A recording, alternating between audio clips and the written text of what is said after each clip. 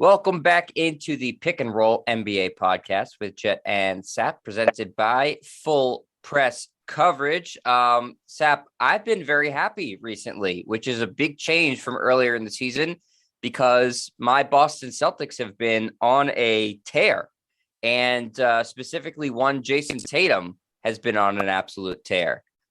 He has vaulted his play he's not quite an MVP candidate, but he's right on the periphery. And this is his latest performance was virtuoso performance against the Brooklyn Nets, 54 points in a win, and sending the fans home happy because they beat Kyrie Irving too. So Tatum, I think over the past 2 months, Sap has really, really elevated his game. He's been playing great, Jet. I mean, this is what we've always wanted to see from Jayson Tatum, and he just recently turned 24. So, he's starting to enter the period of time where now he's in his fifth year, and yet he's at his physical peak, and he'll continue to get a little bit better. And the thing that I'm so impressed with Tatum is that he's going out there and he's making his teammates better. He's passing the basketball. He's rebounding. He's defending. He's doing it all. And then obviously we know on the offensive end how good he is. And you talk about the Celtics in their last 19 games, Jet, they're 16-3. They've been the best team in basketball for a month and a half. And Jayson Tatum, look at his numbers for the year, 26.5 points, 8.2 rebounds, 4.2 assists. He's averaging 34 points per game in the 6 games since the All-Star break. He's playing as well as anyone, and he's been efficient, improving his three-point shot, going to the basket more, which is something we always want to see from him. He was 14 of 17 from the free throw line in Sunday's win, which was huge. So he's doing everything. He's one of those players, and again, Kevin Durant probably isn't fair, but he's similar to Durant in a sense that a guy that size with that handle who can beat you at the rim, from mid-range, from deep. There's just not a lot of those guys in the league, and he happens to be one of them. So the Celtics are playing basketball to the point where 38 Silver's site has them as the most likely NBA champion this year, which seems kind of odd since they're the 5th seed in the East. But I'll tell you, over the last month and a half, I can't think of a team that's played better than the Celtics. Yeah, both can be true that nobody's played better than them the past month and a half, and that's stupid. That that the Nate Silver prediction is both of those things are true in my mind. I don't think the Celtics are going to win a championship this year. I think anybody who really believes that is out of their mind. But also, the fact is they have played better basketball than pretty much everybody in the NBA for the past, month and a half, 2 months, whatever you want to call it, Sap. And that's in large part, or mostly because Jayson Tatum's completely elevated his game. And I don't know, Sap, I'll throw out a little conspiracy theory out there because this has happened with him before. When he's made the All-Star game in the past, so this is his 3rd time, he seems to loosen up and let his game come to him a little bit more and doesn't push as much. It's almost like he has to get that achievement under his belt and then feel like, okay, now I'm, I don't have any more pressure on me. I made the All-Star game. Okay, we're good. I can take a deep breath and just start playing normal now. I'll buy into that. I mean, this happened 2 years ago after the All-Star break. He had an incredible stretch, and then the league was shut down because of COVID. He did this last year. As I said, he's averaging 34 points per game since the All-Star break. I mean, he's just been unstoppable. I think it's a great point, Jet. Also, I think that once they got past the trade deadline and they kept Tatum and Brown together. And look, if they ever split them up, it's going to have to be done in the offseason. It'd be too big a move to do at the trade deadline, although, Ben Simmons for James Harden was pretty big, but those were malcontents at their particular team at that time. But I think that made them feel much more comfortable. And I'm going to give a lot of credit to your guy, Marcus Smart. Since he came back from, an injury, he's been a different player. He's playing the point guard role the way it's supposed to be played. He's not looking to score as much. He's a distributor, a facilitator. He's the best passer on that team. He's doing the things that Marcus Smart's very good at, which is play defense, hustle points, and also be a distributor, and then make baskets as necessary. The end of the game against Brooklyn, the telling me is the Celtics are up 3 with 45 seconds left, and Tatum gets double teamed, kicks it out to Marcus Smart. 2 months ago, Marcus Smart would have chucked up a 3. Instead, he waited a split second, kicked it out to Jaylen Brown. Brown faked, hit a three-pointer. Now that three-point lead was 6 with 39 left. Not have made 2 months. Huge difference. that's winning basketball. And I think a lot of that is Marcus Smart. So now all the pieces are fitting together better. You've got Tatum, you've got Brown, Marcus Smart, Rob Williams and Al Horford are doing their job. And the key here is Rob Williams has been much more durable this year. That starting five is as good as any in the NBA in terms of both ends of the floor. That's a really good defensive unit, right? I mean, you've got Williams, Horford, and Smart are all plus defenders. And we know Brown and Tatum, when motivated, can be plus defenders as well. That's a really good defensive unit. And now they're being more efficient on offense. I'm optimistic here. But again, as we talked about last week, the Eastern Conference is so loaded and deep with teams that do have flaws but have strengths that how they match up is going to depend on who they play in the very first round. If they can get Cleveland or Chicago in the first round, I'd feel more confident than if they were playing, say, Milwaukee or Philly in the first round. So the next 5 weeks is going to be important to see where they land. Oh, without a doubt, Sap. I think that, we've talked about this briefly in prior podcasts, and I think seeding for the Celtics is incredibly important. And, there's teams that I think that they're fully capable of beating. You just mentioned a couple of them, Chicago and Cleveland, and the teams below them. I think they're capable of beating those teams. But there's teams I outright don't think the Celtics can beat in a series. Milwaukee, Philadelphia, Miami.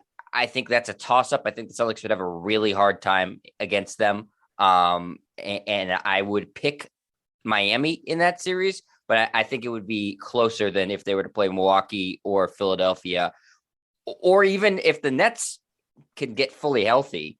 I think they're extremely dangerous. You saw what Kyrie Irving did, and I hate the guy. You saw what he did the other day. He put up 50 points on like 16 shots. Amazing. Talk about efficiency, right? One of the best games you'll ever see, Kyrie Irving the other night against Charlotte. Now, Charlotte doesn't play much defense, but still, you got to make those shots. And as you said with Miami, they're right now looking seed in the East, but I think people would think that Philadelphia is a stronger contender. Milwaukee, since the defending champs, will be looked at as a stronger contender. And also Miami's best player is Jimmy Butler. We're both big fans of Jimmy Butler, but we're in agreement that Joel Embiid, James Harden, both on Philadelphia, Giannis in Milwaukee, and certainly Kevin Durant in Brooklyn are all better than Jimmy Butler. And so is Jayson Tatum. So, Miami may be the one team that they end up with the best record in the regular season, but that every step of the way, they may be facing a team that has a better number one player than they have. Now, they're a really well-constructed team, right? Because you've got a lot of veterans on there like Butler, Kyle Lowry, Bam Adebayo. Tyler Hero's probably going to be sixth man of the year, well-coached team by Eric Spoelstra. And then you add someone like PJ Tucker. So they're a team that really gets the most out of what they have. But the ceiling for Brooklyn, Philadelphia, and Milwaukee is probably higher than Miami. So you could have a situation, Jeff, where the Celtics, if they finish as, say, the 4 seed, play Chicago in the first round, have home court advantage, beat the Bulls, and advance Miami. We would have home court advantage. The Celtics would have against the Heat. It's that wide open in the Eastern Conference. Yeah, the Celtics want to avoid Philadelphia, Milwaukee, I think, as long as possible. And everybody wants to avoid Brooklyn if they're healthy, because I think, and I think you think so too, Seth, that those three pieces fit really well together. Healthy. Ben Simmons, if right, back happy and engaged, I think he's a perfect fit for them because he can do a lot of the things that you don't have to ask Durant and Kyrie to do, namely play defense. He's a great facilitator, a good rebounder. I think he'll get some open looks with Durant and Kyrie Irving. And we know Kyrie Irving and Durant, although they haven't played together that much this year, we can see that there's a symphony there between those two. Their games do mesh. It's just that they need some reps heading into the postseason. And again, it could also come down to, can Kyrie Irving play home games? Right now, he can't. And also scenario, Jet, where Toronto's the 7 seed, Brooklyn's the 8 seed, that's a play-in game. It would be in Toronto. Kyrie Irving can't play in Canada. So there's a lot of different variables. Forgot about that. That's true. Yeah, another variable, although, Kevin Durant out there, I always give that team a chance. Even with just Kevin Durant, he's that damn good. But, yeah, I think the Eastern Conference, which for years was the LeBron James Invitational, is completely wide open because these teams, at their best can be very, very difficult to beat. But they do have flaws. Harden and Embiid, they have a tendency of petering out once you get to the playoffs. We'll see what happens with them. Milwaukee, they've been on somewhat cruise control this year, right? And they've lost some games you expected them to win. And to me, Giannis is the best player in the world. But Middleton and Holiday, are they going to play at the level they did last year in the postseason? That's a big question. So completely wide open. Yeah, and Sap, sort of with that comes expectations too for certain teams, and if you don't meet them, there's a lot of times there's a price to pay in terms of the team looks a lot different, and the expectations are certainly rising for the Celtics. But as far as Philadelphia is concerned, I mean, they went all in on this team, and if they don't get to at least the finals this year, because Embiid has yet to make the finals, it's going to be a massive disappointment and a sort of where do you go from there? Is it just Embiid hasn't even made the conference finals. Remember, he lost 2 years ago or 3 years ago against Toronto on Kawhi's triple bounce in Game 7. That was in the second, and the Celtics eliminated them in the bubble back in 2020, and then last year they lost in the second round to Atlanta. So they haven't even made the conference finals, and we know that Embiid not necessarily has had playoff failures, but is he going to be healthy? And he's had a great year, leading contender for MVP. And Harden, we've seen peter out in the postseason as well. But I still think if they're clicking on all cylinders, they're going to be tough to beat because I really like Tyrese Maxey, Matisse Thybulle, Marcus Smart type player, great defender. And then you get Tobias Harris, who can slide as number 4 guy. It's going to be interesting to see with the buyout market if they can add a player or two. DeAndre Jordan is rumored to be going there. I think that'll be a decent backup for Joel Embiid. So yeah, because they're not deep. That's the problem. Deep. That's the problem. Yeah, that is. And look, in the postseason, you want to go 8 deep, maybe 9. Because the schedule stretches out a little bit, especially in the first round. But foul trouble, nagging injuries, guys having off nights. You want to have some other options on the bench besides just a couple of guys. Yeah. Absolutely. So while the Celtics are surging in the Eastern Conference, Sap, and Jayson Tatum is playing the best basketball of his career and continues to ascend, we head over to the Western Conference and your Los Angeles Lakers. And basically the opposite is true for them in terms of how they're producing as a team, and Russell Westbrook in terms of how he's producing as a player. And not only are things falling apart there in LA, but things are really deteriorating with the relationship between Russell Westbrook and the Lakers fans and the media. And it's gotten exceptionally ugly. And Russell Westbrook's wife is getting involved and the rest of his family. Russell Westbrook's now very upset about the nickname of Westbrick that Skip Bayless has given to him. Sap, without reading this giant statement that Russell Westbrook made, talking about how it's you're putting a slander on my family name and stuff. How do you view this whole situation between him and Skip Bayless right now? Well, Skip labeled them this back in 2012, and we know Skip Bayless is a huge Kevin Durant fan. He thinks he's a greater player than LeBron James. Has said that for a decade.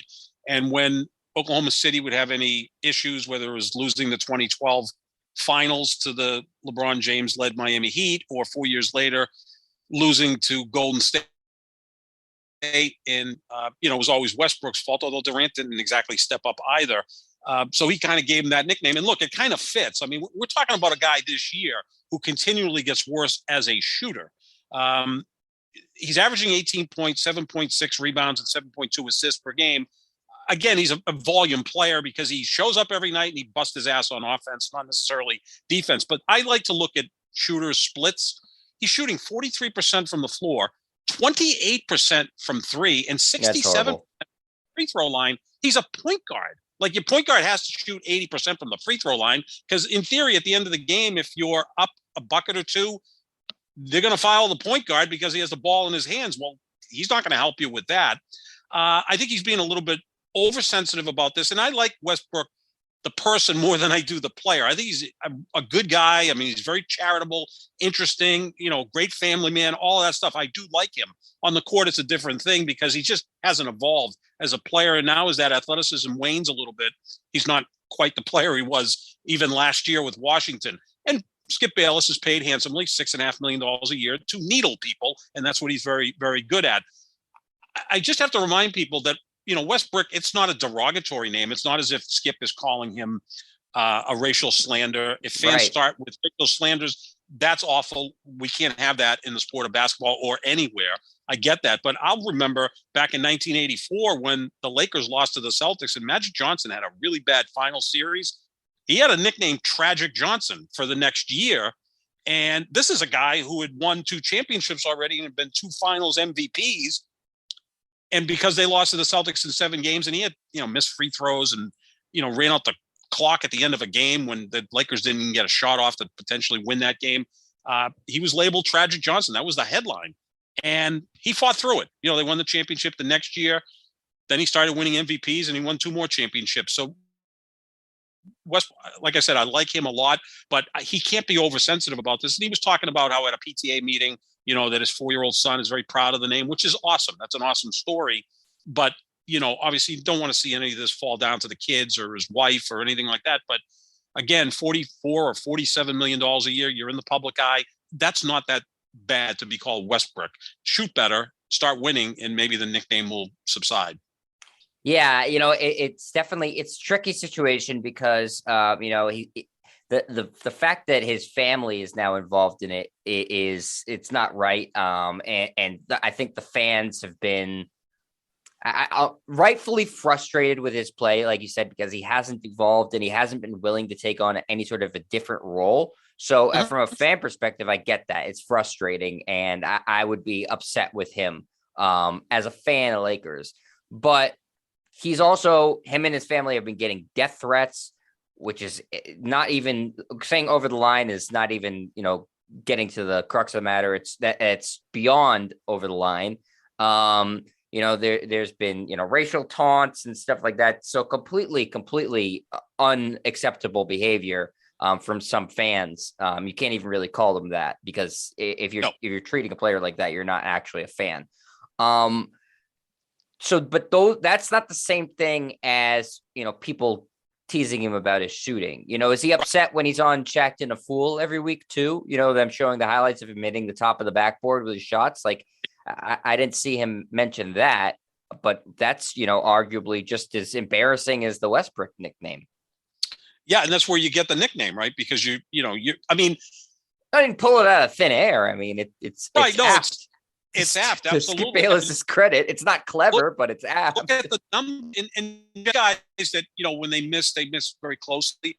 He's missed really, really bad. I mean, like, the amazing thing is, like, I 1 year in my life, and I gave it up. This is going back like 30 years ago. But the amazing thing is, when you watch the pros, even their really bad shots look great, right? Like, even like their worst shot, and they're frustrated, and I'm like, man, I would kill for that shot. Kind of the same thing with basketball players. Even when a guy misses, it's like in and out, or front rims or back rims, or just a little bit off. His misses are literally bricks. Like, he misses the rim, he misses the backboard, he clanks it. I mean, it's ugly to watch. It's almost as if he never played before. That's the frustrating part. And again, he's really not that different a player than he's been throughout his career. It's just he's now 33, so the athleticism isn't there. And oh, by the way, he's playing for the Los Angeles Lakers now, which there's a lot more pressure there.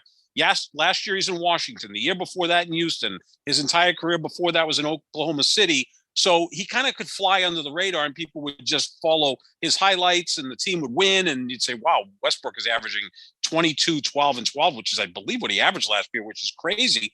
But he was still an inefficient shooter. I mean, that hasn't changed. Yeah, he's playing in LA with LeBron James. I mean, it's double the pressure. Exactly. And LeBron has gone on as having a great year. And it's kind of weird that LeBron's having such a great year. You would think that the Lakers would at least be better than they are, which, again, I just look at the standings, and they're 28-36. They're 8 games under 500, Jet. They're in 9th place right now. They're only 3 games ahead of 11th place Portland. I mean, if they continue to lose and Portland got hot, which I doubt since they're in a tanking mode, they could even be out of the play-in tournament. Yeah, they stink. They stink. They're terrible. They're terrible. They're 7-17 in their last 24 games. I mean, that's like what you would expect from, I don't know, Oklahoma City or Detroit or Houston. I mean, they're playing like that. Like, there's no easy wins for the Lakers. I mean, LeBron had to go out and get 56 to beat Golden State. Golden State's reeling. And then if he doesn't play, they lose their next game against whoever. I mean, it's just they're not a good team. I mean, their best case scenario would be the 9th seed. Maybe you have to win 2 games to get into the playoffs and try to go from there. And again, Anthony Davis the last 2 years has been hurt a ton, and Westbrook has been a failure. And now I think when you look at Westbrook and really the Lakers as a whole, it does seem like leadership is way off on that team. And I'm going to take LeBron out of the equation just for a moment. I'm talking about ownership. Of course you are.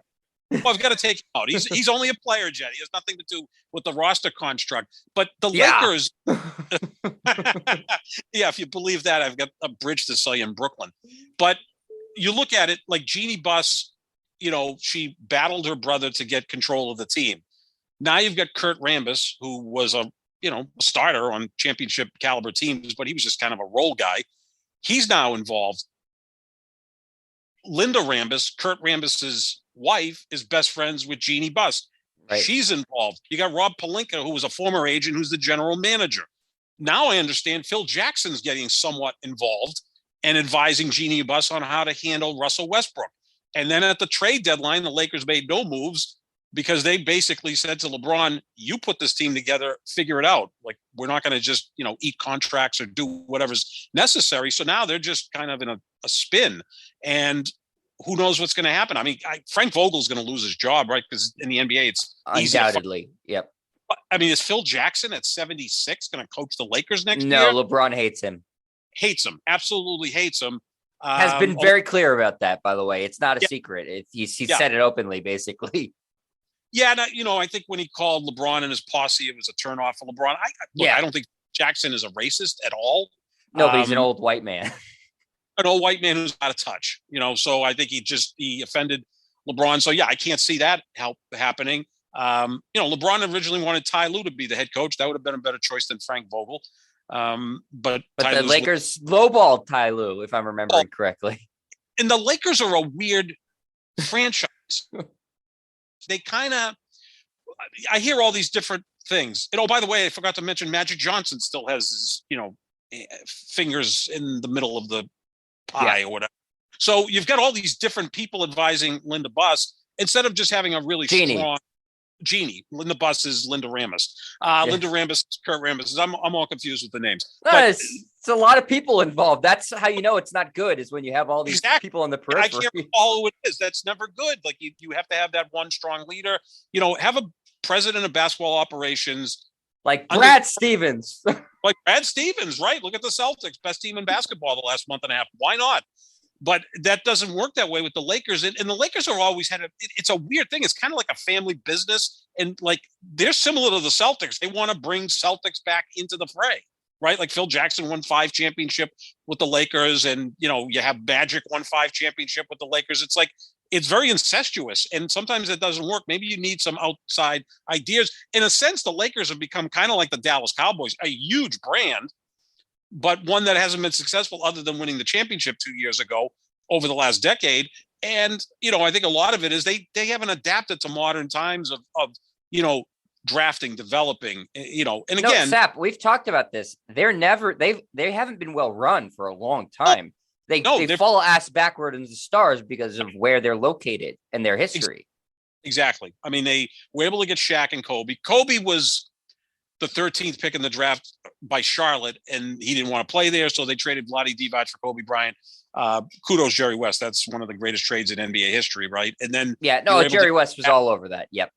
Jerry West, arguably the greatest executive in the history of the sport, right? And they had him, and they pushed him away. Like, even now at 84, Jerry West, I know, still consults with the Clippers and, probably has a strong say in that organization, but now you've offended one of your all-time great player logo, who's no longer with the Lakers. It's kind of a turnoff, the way they're run. And I don't see them getting out of this. The key to this all is Anthony Davis going to show up, be healthy, and be productive? Probably not, because you can't really count on Anthony Davis. And what's Westbrook going to be? Is the final month of the season, is he all of a sudden, after 12 years of being in the league, go, you know what, I'm going to play differently now? That's not going to happen. Well, there's an accountability thing with the Lakers too, right? I mean, you're saying leadership. It's so that kind of comes down to accountability. Westbrook has not been accountable for how poorly he's played this season. He hasn't. Right. No. LeBron, he'll sit and do the press conferences. I mean, that's part of his job. And, he'll say, we got to find a way to be better. But, he hasn't taken any real accountability for he put this team together. Rob Pelinka, I don't know that he ever even talks to the media. I'm not in LA, and neither are you. So, we're not listening to LA Sports Radio, but my guess is that he has not talked to the media all that much. And And Anthony Davis, like you said, he's hurt all the time, so he's out of sight, out of mind. There's nobody that's really been accountable for this. And poor Frank Vogel, like you said, this is just, he's had to manage so much in terms of ego and stars and stuff like that. Like, he's going to lose his job. It's a mess there. And Westbrook obviously has another year in his contract. Everybody's saying, it's the breakup is inevitable, but who's going to want to do the Lakers the favor of trading for Westbrook's contract this offseason? Could it be the Knicks who probably move on from Coach Thibodeau and say, let's bring a star? Westbrook still has some star appeal, but again, if he thinks he's having trouble in LA, welcome to New York. That wouldn't be a real pleasant place either. I almost feel like they have to buy him out, Sep. They may have to. Or we kept hearing about the John Wall rumor. So what exactly is that? John Wall doesn't even play in Houston. Can he still play? It'd be interesting if they were traded for each other because they're somewhat similar players. They've already been traded for each other. They've already been traded for each other once. So those rumored trades of Ted Williams for Joe DiMaggio or Willie Mays for Millie Mantle. Well, we've already had Russell Westbrook and John Wall. Maybe it will happen again because their contracts are so bad. And the Lakers, they're in a tough spot right there. All right, Zach, he's got a $47 million player option for next year. He can decline it if he wants to. Is there any chance he declines it? No. Who would turn away $47 million? A crazy person. Yeah. Well, he sometimes can be crazy, but he's not stupid. So he's going to opt in, and then they're going to have to figure out how to get rid of him because they can't do this again.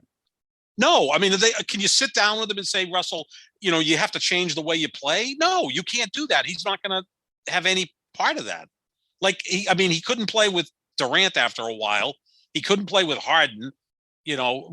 Actually surprised me. He did pretty well in Washington and they made the play-in tournament, or they actually made it into the playoffs, if I recall. It's a tough thing because, he still puts up decent numbers, but they kind of come he's almost like the quarterback that still throws for like 4,500 yards, but throws 28 interceptions and his completion percentage is at 59% and the team's not very good. He's kind of like Jameis Winston. Yeah. Okay. Put up, if you want that as your quarterback, good luck. And if you want that as your point guard, good luck. So I don't know what the hell they're going to do. And look, LeBron went there. He did win a title, which is, a great accomplishment. He went there for business reasons. Like, I think we can all agree on that. And good for him. He's now a billionaire. When he retires from playing basketball, he's going to be wildly successful. He owns 2% of Fenway Sports Group. He's probably going to own an NBA team at some point. All of that's going to happen. And he's a modern day success story without question. But that's why he went there. It wasn't the best situation necessarily. He was able to get Anthony Davis, able to win a championship. So he kind of fulfilled that promise. But the thing about LeBron is LeBron's never been loved in LA. This is his fourth year. He's a mercenary. Exactly. And again, for how long did we hear Laker fans talk about that Kobe was greater than LeBron? Well, they're not giving up that today, even today. And then, of course, with the unfortunate passing of Kobe 2 years ago, I think it's even stronger. I think you could look at the whole history of the Los Angeles Lakers and just think about how many great players they've had. It felt like a third of the all-time team, 75th anniversary team, at some point played for the Lakers. And I'm not being crazy about saying that, not being hyperbolic. I'll say this, the three most popular Lakers are Kobe and Magic and probably Jerry West. Now, West only won one championship, but I would say the two most popular Lakers would be Kobe and Magic, right? They only played for the Lakers. I don't think there's a close third. Not even a close third. And maybe Jerry West is that third guy, but Kareem, Shaq maybe, but the big guys are always tough to, warm up to. Like Kareem, as great as Kareem was kind of a very quiet guy. Wilt to me is a lot like LeBron. Went there late in his career, did win a championship, and but you think more of Wilt as playing in Philadelphia, not Los Angeles. And LeBron, and there's going to be a Cleveland Cavalier.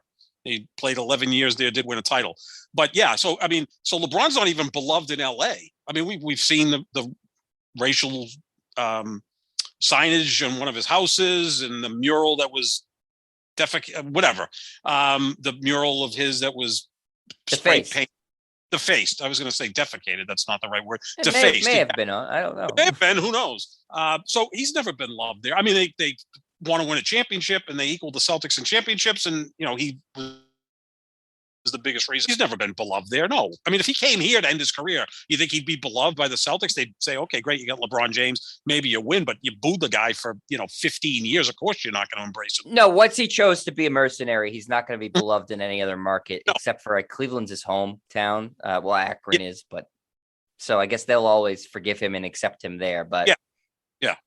If wherever he ends his career, they're not going to love him. No, unless it's back at Cleveland, which could be possibility. Who knows? I mean, that would be some symmetry there. Cleveland, Miami, Cleveland, LA, Cleveland. Sounds like a lot of travel. I don't know that they'd want to take him back. Honestly, he's a terrible relationship with the owner. He does. Yeah, he does. And I don't think Dan Gilbert's necessarily beloved in Cleveland either, but that's a whole other issue. Right. But I mean, he'll probably just end in LA because that's where his businesses are. And look, who doesn't want to live in Southern California? Yeah. He's like you said, he went there for business reasons. He did win a championship. But before that, the year before that, and every year subsequent has been just a complete mess. Yeah, it has. In LA. And, the most damning thing I'd say in terms of the standings this year, the fact that the Clippers haven't had their 2 star players, the other team, the team they share the building with, and they have, they're 4 games better than the Lakers. That shouldn't be the case. Do you realize in the last 10 years, the Lakers are 7-32 against the Clippers? That's not good. That'd be like if the Mets were, winning 80% of their games against the Yankees, or, pick any other team that shares a city, especially the Lakers and Clippers. The Lakers, along with the Celtics, clearly the 2 most successful franchises in the history of the sport, and the Clippers maybe the least successful franchise in the history of the sport, but they're 32-7 against the Lakers the last 10 years. That blew me away. And they're 4-0 this year without Kawhi and Paul George. Not good right now in LA, but we'll see what happens. If Anthony Davis comes back and all of a sudden they catch fire, but I can't see that happening. Anthony Davis will get hurt again, and Russell Westbrook continues to play like Russell Westbrook. Yeah, I don't even know why they'd bother bringing back Anthony Davis at this point.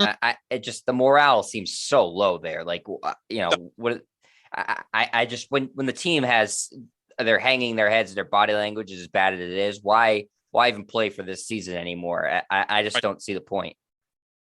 Yeah, I mean, give LeBron. I mean, I think LeBron wants to finish the year mostly because I think he wants to surpass Karl Malone to become the 2nd all-time leading scorer, and then set himself up to pass Kareem as the all-time leading scorer next year. So I think he'll do that, and he's still playing at a great level. And I do think he wants to win the scoring title. He's like 0.2 of a point behind Joel Embiid, and I think with James Harden, maybe Embiid's scoring will go down a little bit. Although Harden's such a great passer, Embiid will be even more efficient. But I think he wants to win a scoring title, which would be kind of cool in his 19th year. I know, at this point, when you've accomplished as much as him, you just kind of add to the resume, and that would be pretty cool, actually. But maybe give Anthony Davis the rest of the year off. He's going to get hurt again next year, probably, but then you got to retool that roster. They might have to look to trade him, honestly. They might have to. Yeah. Why not? I mean, the guy can't stay healthy. I thought he came into camp this year and into the season in better shape, but he's just, there's an old term, like injury prone or accident prone. Like you have a little kid that constantly, falls down the stairs or runs through the glass plate door. It's just accident prone. He seems to be accident prone. Like some of these injuries he's going up for a layup and somehow his right foot comes down and he turns an ankle or he twists a knee. And, for the first 16, 17 years of his career, LeBron would do that and just tighten a sneaker up and go back out and play. Well, Anthony Davis isn't that same type of dude.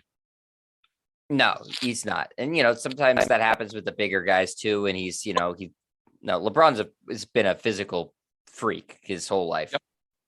All right, Sap. Well, that's going to do it for us here at the Pick and Roll NBA podcast with Jet and Sap. Thanks to Full Press Coverage. Make sure you check out the podcast wherever podcasts are found. You also check out our social medias at JohnSap25 and at Jet Stryer. And we'll be back later with a new podcast. See you, everybody.